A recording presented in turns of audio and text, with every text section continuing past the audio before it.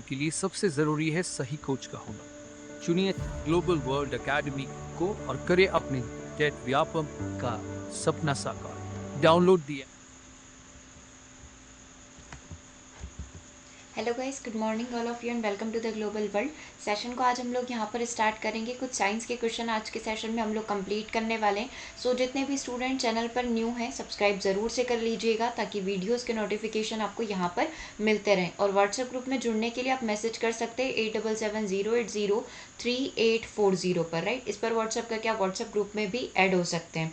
इससे पहले 20 क्वेश्चन जो है हम लोग प्रीवियस सेशन में कंप्लीट कर चुके थे। नेक्स्ट सीरीज को यहाँ पर हम लोग कंटिन्यू रखेंगे। क्वेश्चन नंबर 21 से हम लोगों ने यहाँ पर स्टार्ट किया, जिसमें ये पूछा गया कि प्राकृतिक घटना की सटीक भविष्यवाणी कहाँ पर नहीं की जा सकती है।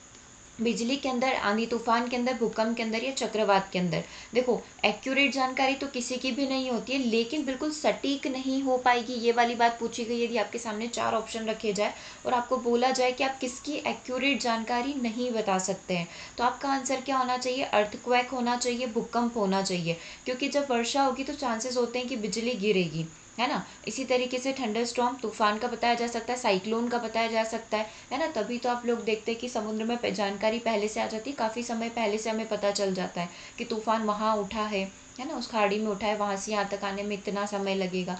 लेकिन भूकंप को डायरेक्टली आइडेंटिफाई करना थोड़ा सा कॉम्प्लिकेटेड होता है। तो हमारा जो करेक्ट आंसर बन जाएगा ऑप्शन नंबर सी हो जाएगा। नेक्स्ट क्वेश्चन, निम्नलिखित में से क्या एक जीव प्रोटीन नहीं है? जीव प्रोटीन यानी कि एनिमल प्रोटीन, जो कि जंतुओं से नहीं बनता है, मतलब किसी अदर पदार्थ से, पेड़ पौधों से प्राप्त होगा, लेकिन वो जंतुओं से प्राप्त नहीं होगा। उन जंतुओं से, रेशम जंतुओं से और दूध जंतुओं से प्राप्त होता है, लेकिन दाल जो है पेड़ पौधों, प्लांट के माध्यम से मिलती है। तो correct answer option number D हो जाना है। नेक्स्ट क्वेश्चन नंबर 23 को देखिएगा, आंसर करिएगा। सेकेंड क्वेश्चन नंबर 23 हमें यहाँ पर क्या बोल रहा है, एक मिनट ना।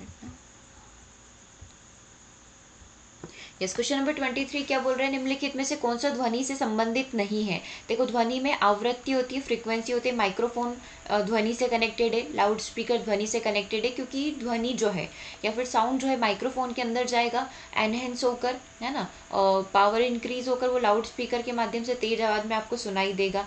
ये तीनों के तीनों ध्वनि से संबंधित है। लेकिन मायोपिया तो एक निकट दृष्टि दोष है, तो ये दृष्टि से संबंधित है, विजन से संबंधित है, राइट। तो करेक्ट आंसर क्या हो जाएगा कि हाँ, मायोपिया जो है ध्वनि से संबंधित नहीं है, ये दृष्टि से संबंधित है। 24 नंबर का क्वेश्चन, फसल आवर्तन का मुख्य लाभ क्या नहीं है? जब आप क्रॉप रोटेशन की बात करते हैं, जब आपने फसल के बारे में, कृषि में जब फसल के बारे में देखा था, तो आपको ये बताया गया था कि फसलों को समय समय पर बदलते रहना चाहिए। ऐसा नहीं कि कंटिन्यू आपके खेत में गेहूं ही गेहूं हो रहे हैं या फिर सिर्फ सोयाबीन ही हो रही है। हमें क्या करते रहना चाहिए? रोटेशन चलाते रहना चाहिए। गेहूं के सीजन में गेहूं बो दिया, चावल में चावल, जिस भी तरीके का मौसम वेदर होता है उसके अकॉर्डिंग, ठीक है। तो इसका फायदा क्या नहीं है, कौन सा एडवांटेजेस नहीं होंगे? देखो, उर्वरकों का अतिरिक्त प्रयोग करना, मृदा उत्पादकता का संरक्षण होगा, बिल्कुल होगा ना। उसकी प्रोडक्टिविटी सॉइल की बनी रहेगी, है ना, जैसे दालें वगैरह होगी तो इससे प्रोडक्टिविटी बनी रहती है। खरपतवार पर नियंत्रण रहेगा, बिल्कुल कंट्रोल रहेगा, और उपज में वृद्धि होगी, डेफिनेटली होगी। लेकिन उर्वरकों का अतिरिक्त प्रयोग, ये तो एक नुकसान होता है जब आप फर्टिलाइजर्स का प्रयोग करते हैं। तो ये फायदा नहीं है, ये इसका क्या है, नुकसान होता है, ठीक है। तो ऑप्शन नंबर 1 आपका करेक्ट आंसर हो जाएगा। नेक्स्ट क्वेश्चन को देखिएगा, नेक्स्ट क्वेश्चन की तरफ चलते हैं। क्वेश्चन नंबर 25 आपकी स्क्रीन पर है। अधातुओं के अनुचित भौतिक गुण का चयन करिए। Choose the incorrect physical property of a non metal. अब हमने मेटल और नॉन मेटल के बारे में सुना है। मेटल की जितनी भी कैरेक्टरिस्टिक्स होती है ना, जितनी भी प्रॉपर्टीज होती है, उसी तरीके से नॉन मेटल के बारे में भी देखा है। तो हमको क्या बताना है? नॉन मेटल के बारे में गलत बात बतानी है, ठीक है। क्वेश्चन तो यही बोल रहा है। सामान्यतः इनकी जो डेंसिटी होती है वो काफ़ी कम होती है, लो डेंसिटी के होते हैं, बिल्कुल सही बात है। ध्वनिक नहीं होते, इनमें आवाज़ नहीं आती। कोई भी अधातु हो गया, यदि आप उसको बजाएंगे, लाइक प्लास्टिक वगैरह हो, तो क्या उसमें ध्वनि निकलती है? नहीं। जैसे कि एक लोहे की रोड पर आप मारेंगे तो ध्वनि अब प्रोड्यूस होगी, राइट। प्रकृति में भंगुर होते हैं, ब्रीटल होते हैं, डेफिनेटली ये भंगुर होते हैं, टूट जाते हैं आसानी से। इनमें उच्च तन्यता क्षमता होती है, ये तो मेटल की प्रॉपर्टी है। They have a high tensile strength, जो होती है किसके अंदर पाई जाती है? मेटल के अंदर पाई जाती है। तो ये किसकी क्वालिटी है? मेटल की क्वालिटी है। तो ये आंसर आपका यहाँ पर क्या हो जाएगा? करेक्ट हो जाएगा। ये किसके बारे में बता रहा है? ये धातु के बारे में बता रहा है। और ये तीन ऑप्शन किसके बारे में बता रहे हैं? अधातु के बारे में बता रहे हैं, ठीक है। चलिए 26 का आंसर करिएगा। एक इनकरेक्ट स्टेटमेंट आपको चयन करना है। पोटेशियम को हमेशा पानी में रखा जाता है। आपने देखा होगा 11th क्लास में शायद आपको ये चीज़ पढ़ाई गई होगी, है ना। आपने लैब में भी जाकर देखा होगा सोडियम पोटेशियम को। पोटेशियम एक चाकू के साथ आसानी से काटा जा सकता है, इतना सॉफ्ट होता है। हाइड्रोजन गैस का उत्पादन करने के लिए पोटेशियम जो है तनु अम्ल या HCl या फिर H2SO4 के साथ अभिक्रिया कर लेता है ना। और ऑक्सीजन में जलाए जाने पर पोटेशियम का ऑक्साइड बन जाता है। कोई भी तनु अम्ल यहाँ पर हो सकता है। अनुपयुक्त that means incorrect statement find out करना था। पोटेशियम को हमेशा पानी में रखा जाता है, नहीं, पोटेशियम को ना कैरोसिन में रखा जाता है। पानी के साथ रिएक्शन हो सकता है। पोटेशियम और सोडियम को कहाँ रखा जाता है? कैरोसिन के अंदर रखा जाता है, ताकि वो रिएक्ट ना करे। ठीक है, तो यहाँ पर हम लोग बोल सकते हैं ये वाला उत्तर आपका सही हो जाएगा कि ये स्टेटमेंट गलत है, रॉन्ग है। सेकेंड नंबर का ऑप्शन देख लेते हैं। पोटेशियम एक चाकू से आसानी से काटा जा सकता है, बिल्कुल इजीली नाइफ के साथ काटा जा सकता है। हाइड्रोजन गैस का उत्पादन करने के लिए हमको क्या चाहिए? हाइड्रोजन गैस चाहिए। इसके लिए पोटेशियम जो है इसकी किसके साथ क्रिया करवाई जाएगी? किसी भी तनु अम्ल के साथ बिल्कुल करवा सकते हैं। आप इक्वेशन देख लीजिए। पोटेशियम के 2 अणु हमने लिए, H2SO4 के साथ क्रिया करवा दिए, तो के कितने एलिमेंट? 2, और ये SO4 यहाँ पर हो गया, और बदले में हमारी हाइड्रोजन गैस यहाँ पर रिलीज हो जाती है। तो इस तरीके से हाइड्रोजन गैस का निर्माण हम लोग किसी भी तनु अम्ल H2SO4 के साथ यहाँ पर कर सकते हैं, पोटेशियम के 2 अणु लेकर।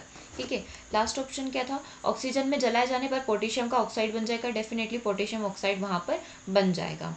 नेक्स्ट क्वेश्चन नंबर 27 एक न्यूमेरिकल क्वेश्चन है। जब एक कमानी या फिर एक स्प्रिंग को 2 सेंटीमीटर तक, आपने देखा ये स्प्रिंग है ना, अब हमने इसको क्या करा? 2 सेंटीमीटर तक खींच दिया है। इस स्प्रिंग को हमने क्या किया? 2 सेंटीमीटर तक खींच दिया। ठीक है, तो इसमें कितनी ऊर्जा संग्रहित हो गई? इसमें जो है 100 जूल तक की ऊर्जा संग्रहित हो गई है। ठीक है, अब हम इसे क्या करें? 2 सेंटीमीटर और अधिक खींचे, मतलब अब मैंने इसको कितना खींच दिया? अब मैंने इसको 4 सेंटीमीटर खींच दिया। तो ऊर्जा कितनी संग्रहित होगी ये आपको बताना है। तो इसमें आपको क्या करना है? बस फॉर्मूला लगाना है। ठीक है, एनर्जी स्टोर्ड का आपको फॉर्मूला यहाँ पर लगाएंगे। ठीक है, और इसको सॉल्व करेंगे। चलिए सॉल्व करिए और फिर आंसर बताइए कमेंट करके, आंसर यहाँ पर क्या होना चाहिए। मैं सारे ही क्वेश्चन आपको करवा रही हूँ जो जो भी आपके प्रीवियस ईयर पेपर में पूछे गए थे। ठीक है, चलिए तो एनर्जी स्टोर का फॉर्मूला लिख देती हूँ। जिन्हें नहीं याद आ रहा है वो यहाँ से देखकर करेंगे, बाकी खुद अपने से सॉल्व करेंगे। हाफ के एक्स का स्क्वायर। ठीक है, ये एनर्जी स्टोर्ड का फॉर्मूला होता है। ES एनर्जी स्टोर्ड यहाँ पर लिखा हुआ है। हाफ एज इट इज रहेगा। के की वैल्यू यहाँ पर क्या होगी? के की वैल्यू हमको निकालनी है। ठीक है, फर्स्ट में हम लोग यहाँ पर के की वैल्यू निकाल लेंगे। उसके बाद एक्स की वैल्यू कितनी दे रखी है? ऊर्जा की यहाँ पर कितनी दे रखी है? कितने सेंटीमीटर तक हमने उसको स्ट्रेच किया है? तो 2 सेंटीमीटर तक किया, दैट मीन्स 2 का स्क्वायर। जब आप इसको एनर्जी स्टोर्ड को यहाँ पर सॉल्व करेंगे, एनर्जी स्टोर्ड कितनी दे रखी थी? 100 जूल दे रखी थी। ये 100 जूल हमने यहाँ पर रख लिया। ठीक है, तो ये 100 और ये 2 आपका इधर आ जाएगा, और नीचे 2 का स्क्वायर कितना हो जाएगा? ये वाली चीज़ हम लोग यहाँ पर लिख देते। तो यहाँ से के की वैल्यू आ जाएगी, के की वैल्यू आ जाएगी 50। ठीक है, यहाँ तक क्लियर है। चलो इसको यहाँ से पूरा रिमूव कर दिया। स्प्रिंग का तो आप समझ ही गए। ES का फॉर्मूला एक बार फिर से लिख देती हूँ। हाफ के एक्स स्क्वायर होता है। एनर्जी स्टोर्ड कितनी? 100 जूल। ये के एज इट इज, और एक्स का मतलब कि 2 का स्क्वायर। ठीक है, तो के की वैल्यू कितनी आ गई? के की वैल्यू यहाँ से 50 आ गई। अब हमें क्या निकालना है? जब हमने स्प्रिंग को कितना कर दिया?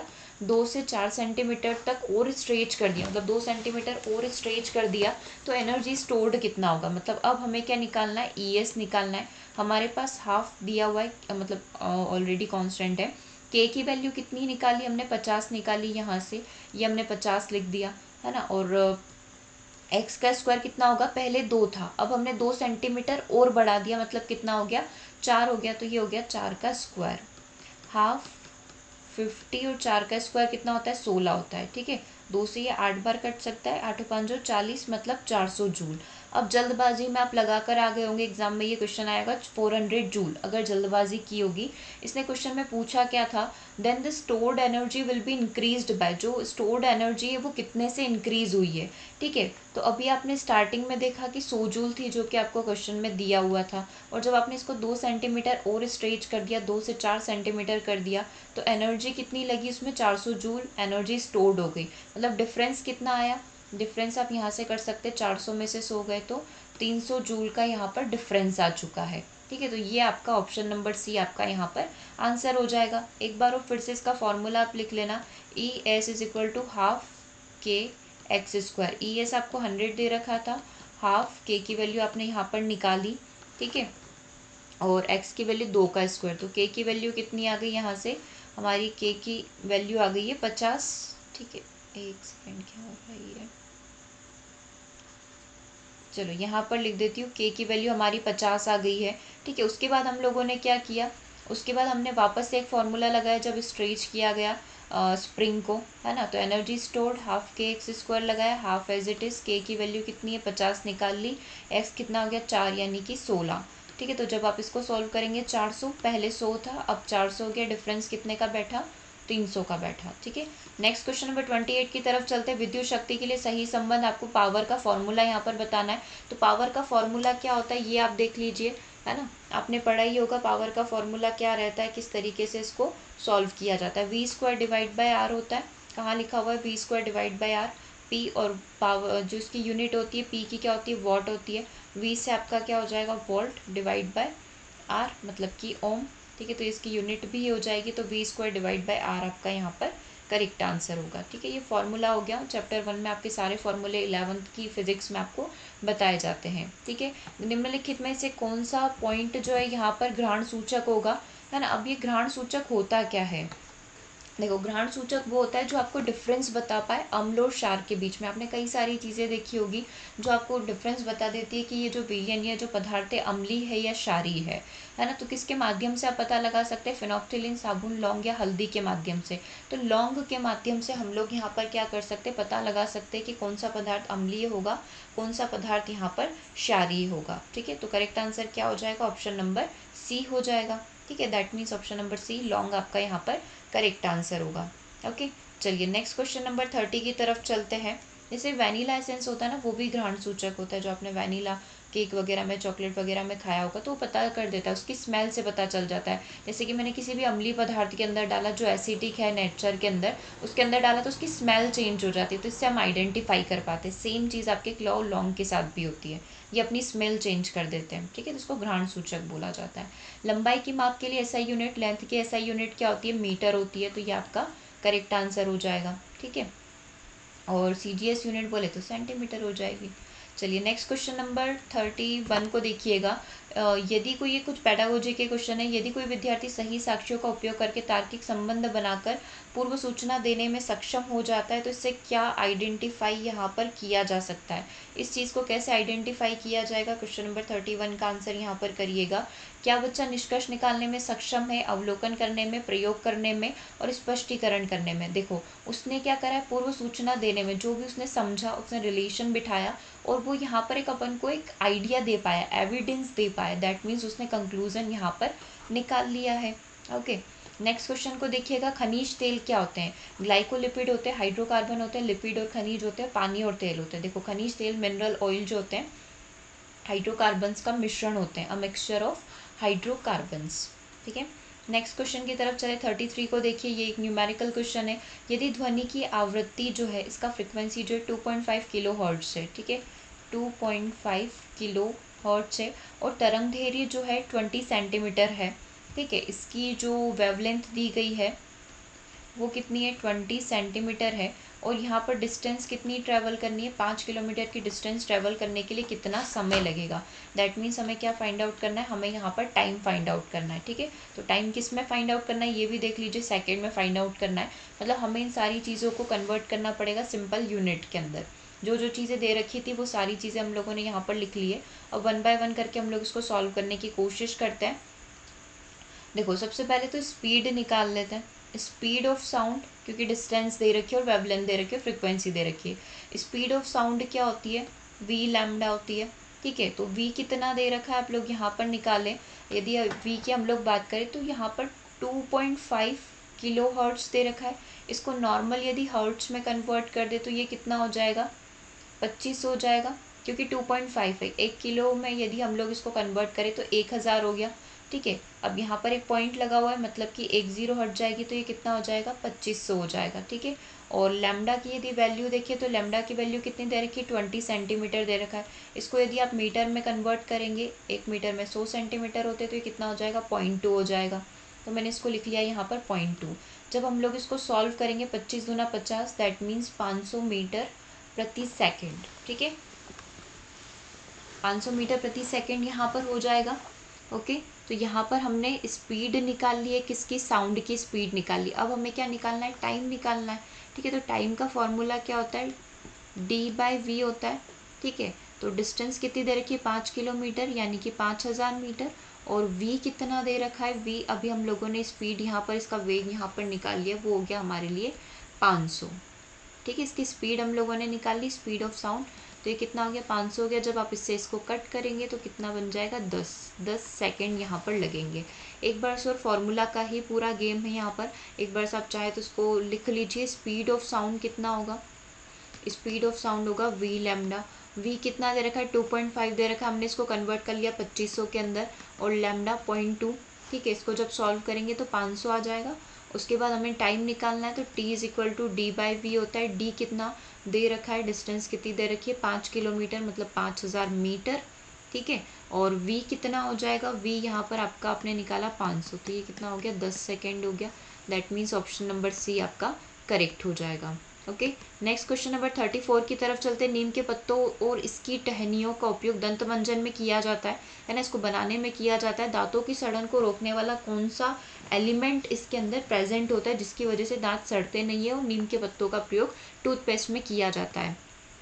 कार्बोक्सिल एसिड होते हैं, एल्काइल होते हैं, हल्का अम्ल होता है या लवण होता है। तो इसके अंदर एल्काइल प्रेजेंट होते हैं जिसकी वजह से जो है हमारे दांत सड़ते नहीं है। तो ये सड़न को रोकने वाला एलिमेंट है। ठीक है, चलिए एक पेडागोजी का क्वेश्चन करेंगे हम लोग यहाँ पर। निम्नलिखित में से कौन शिक्षण अधिगम में 5E संरचनावादी मॉडल का हिस्सा नहीं है। तो हमें किसके बारे में पता होना चाहिए, 5E मॉडल के बारे में यहाँ पर पता होना चाहिए। 5E जिसमें 5 बार E यूज होगा। कौन कौन से होते हैं वो, देखो सबसे पहले बच्चों को क्या करना, किसी भी टास्क के अंदर एंगेज करने की बात होती है ना, मतलब बच्चों को बिजी कर देना, एंगेज करना, उनको एक्सप्लोर करने का मौका दिया जाता है कि खुद से सर्च करिए। फिर टीचर यहाँ पर एक्सप्लेन करते हैं चीज़ों को, फिर बच्चा यहाँ पर अपने आइडिया को और एक्सपांड करता है, विस्तार करता है। ठीक है, और एट द लास्ट क्या हो जाता है, इवेल्युएशन हो जाता है।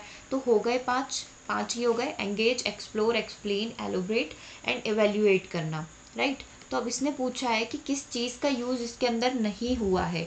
देखो एंगेज का हुआ था, एलोब्रेट करने का हुआ था, एक्सप्लेन करने का हुआ था, लेकिन एनहांस करने की बात हमने नहीं करी है। दैट मीन्स ये आंसर आपका क्या हो जाएगा, करेक्ट हो जाएगा। ठीक है, ओके, चलिए नेक्स्ट क्वेश्चन की तरफ चले थे। 43 की तरफ हम लोग चलेंगे। अच्छी पाठ्य पुस्तक की विशेषता क्या नहीं है, यह एक पूरे चरण के पाठ्यक्रम को सम्मिलित नहीं कर सकती है, यह ज्ञान के हस्तांतरण के लिए तैयार उत्पाद है, यह संयमी या आत्मसम्मिलन नहीं होना चाहिए, ये एक पूरे वर्ष के लिए आवश्यक नहीं हो सकती है। देखो उसने क्या पूछा है कि कौन सी कैरेक्टरिस्टिक्स यहाँ पर इसको लेकर इनकरेक्ट है, ये आपको बताना है।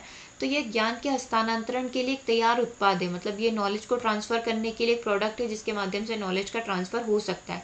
तो ये किसी भी बुक की क्वालिटी को नहीं माना गया है। That means option number B आपका करेक्ट हो जाएगा कि ये बुक की क्वालिटी में नहीं आता है। नेक्स्ट क्वेश्चन नंबर 44 को देखिएगा। उच्च प्राथमिक स्तर यदि कक्षा 5, 6 और 7 की बात करें तो इनको जब पढ़ाया जाता है, इनको जब टीच किया जाता है तो उसके पीछे का पर्पस क्या होता है, उसके पीछे क्या लक्ष्य यहाँ पर रखा जाता है। नियमों, अवधारणा और सिद्धांतों की समझ को विकसित करना, तर्क शक्ति का विकास करना, व्यावहारिक दृष्टिकोण का विकास करना, वैज्ञानिक साहित्य पढ़ने में रुचि रखना। तो मेन पर्पस ये होता है, देखो व्यावहारिक दृष्टिकोण का विकास तो शुरुआती अवस्था में कर दिया जाता है, अब इनके लॉजिक्स को यहाँ पर इम्प्रूव किया जाएगा। दैट मीन्स तर्क शक्ति का विकास किया जाएगा, यानी कि बी आंसर आपका करेक्ट हो जाएगा। चलिए 45 की बात कर लेते हैं। मेरी गो राउंड हिंडोला का उदाहरण निम्नलिखित में से कौन सी वैज्ञानिक अवधारणा के छात्रों को समझाने के लिए इस्तेमाल किया जाता है। जैसे कोई भी टीचर इन चारों में से कौन सा कॉन्सेप्ट पढ़ा रहा होगा जब उसने मैरी गो राउंड झूले का प्रयोग किया होगा। आपने हिंडोला के बारे में सुना होगा। Basically Hindola is a kind of swing, एक झूले का प्रकार होता है जिसमें जो झूला जो है कुछ इस तरीके का आप देख सकते हैं। ठीक है, मैं एक आइडिया आपको यहाँ पर देने की कोशिश कर रही हूँ। इस प्रकार का एक झूला होता है, राइट, मतलब एक गोल गोल झूला होता है, उसमें कुछ इस तरीके से आप देख सकते हैं, इस तरीके से झूले लगे होते हैं, मतलब गोल गोल इस तरीके से। ये यहाँ पर सबके बैठने के लिए सीट्स होती है यहाँ पर। जैसे ही ये झूला गोल गोल घूमता है तो ये जितने भी झूले या सीट यहाँ पर लगी हुई, ये बाहर की साइड घूमती है। तो ये कौन सा फोर्स है, मतलब जब भी आप इस तरीके से चीज़ों को घुमाते हैं तो बाहर की साइड फोर्स लगता है ना। ये कौन सा फोर्स बोला जाएगा, कौन सा बल इसको बोला जाएगा, तो इसको केंद्राभिमुख बल यहाँ पर बोला जाता है। सेंट्रीपेटल फोर्स यहाँ पर इसको बोला जाएगा, जो कि लिखा हुआ है ऑप्शन नंबर डी के अंदर। ठीक है। ऑसिलेशन नॉर्मल स्विंगिंग होती है। पृथ्वी का घूर्णन आप जानते हैं, ग्रेविटी मतलब पदार्थ नीचे की साइड ही आएगा। ये जो बल है, मैरी गो राउंड का एग्जाम्पल, तो सबसे पहले हमें हिंडोला के बारे में पता होना चाहिए। जब भी बच्चा झूला झूलेगा, इस झूले के अंदर बैठेगा, तो उसको बाहर की तरफ धक्का लगेगा और उसका जो रोटेशन है वो कुछ इस तरीके से होगा, बाहर की साइड इस तरीके से वो घूमेगा। तो ये कौन से बल का एग्जाम्पल दिया गया है? केंद्राभिमुख बल का एग्जाम्पल यहाँ पर दिया गया है। ओके, तो आज के सेशन के लिए हम लोग इतना ही रखते हैं। मिलेंगे हम लोग नेक्स्ट सेशन में। सेशन कैसा लगा कमेंट करके ज़रूर से बताइएगा, और व्हाट्सएप ग्रुप को अभी तक ज्वाइन नहीं किया है ज़रूर से ज्वाइन कर लीजिएगा, ताकि हम लोग वहाँ पर भी प्रैक्टिस कर पाएँ। ओके, मिलेंगे 6 PM सेशन में। आज सेशन आपका 5 बजे रहेगा, ज्वाइन कर लीजिएगा। Thanks for watching. कोई भी सपना साकार करने के लिए सबसे जरूरी है सही कोच का होना। चुनिए ग्लोबल वर्ल्ड एकेडमी को और करें अपने जेट व्यापम का सपना साकार। डाउनलोड